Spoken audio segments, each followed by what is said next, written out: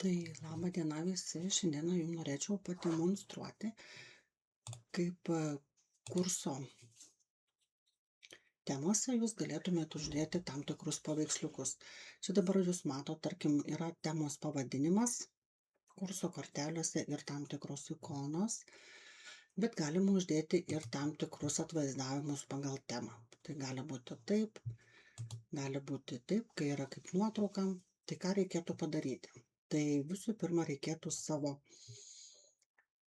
kurse, kur yra redagavimo režimas, viršuj dešinėje pusėje burbuliuką pažymėti, kad jūs galėtumėte redaguoti savo kursą.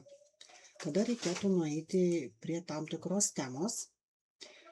Tarkim, šiuo metu pasimkim skaitmeninių reputaciją ir asmeninis įvaizdis internete ir pabandykim uždėti tam tikrą paveiksliuką. Tai ką reikėtų padaryti? Tai reikėtų jums paspausti kurso temos dešinėje pusėje 3 taškelius ir pasirinkti antrą nuo viršaus, nustatyti nuotrauką piktogramą. Čia atsiveria, kai jūs galite, kaip ir minėjau, keisti ikonas, va šitos, kurios va čia yra uždėtos, arba galite įsikelti tam tikrą paveiksliuką. Tai reikėtų arba iš nuotraukų bibliotekos, tai čia jis tiesiog atpažįsta, jeigu jūs eigoje jau kėlė tam tikras nuotraukas, arba įkelti naują nuotrauką. Tai čia tiesiog nuotraukos įtempimo būdu galima įsikelti savo sukurtą dirbtinio intelekto pagalbą, kaip jums patogu. Tarkim, mes pabandykim, kaip aš asmeniškai darau, tai su dirbtinio intelekto pagalba tiesiog susikuriu paveikslėlį pagal norimą temą. Šiai temai sukurk paveiksliuką be užrašų, kad nebūtų jokių užrašų, jokių teksto, nes temos pavadinimą jūs ir taip turėsite, tai truputėlį reikės lukterti, kol jisai sugeneruos mums tą norimą paveiksliuką. Truputėlį palauksim, kaip matot, aš prieš tai anksčiau, tarkim, buvau užrašiusi prompte, kad neįtrauk teksto, tai jis ir sukūrė su tekstu, dar savo prideda, išskirsta kaip ir fainiai, kaip ir įdomu, bet per daug teksto pačiai korteliai. O sekantis buvo, kad reikėtų be užrašų ir jis tiesiog analogiškai sukūrė vizualiai gražesnį be jokio teksto. Tai lukterkim, kol jisai sugeneruos.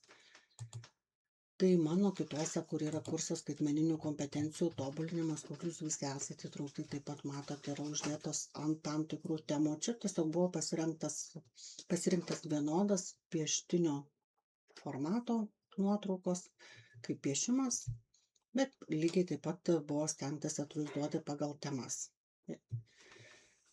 Naujame skaitmeninių kompetencijų mano integruotų kurse taip pat yra sudėtos nuotraukos pagal temas, išjungsiu redagavimo režimą ir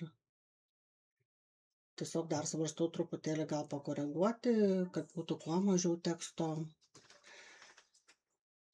Tai pažiūrim, ar sugeneravo.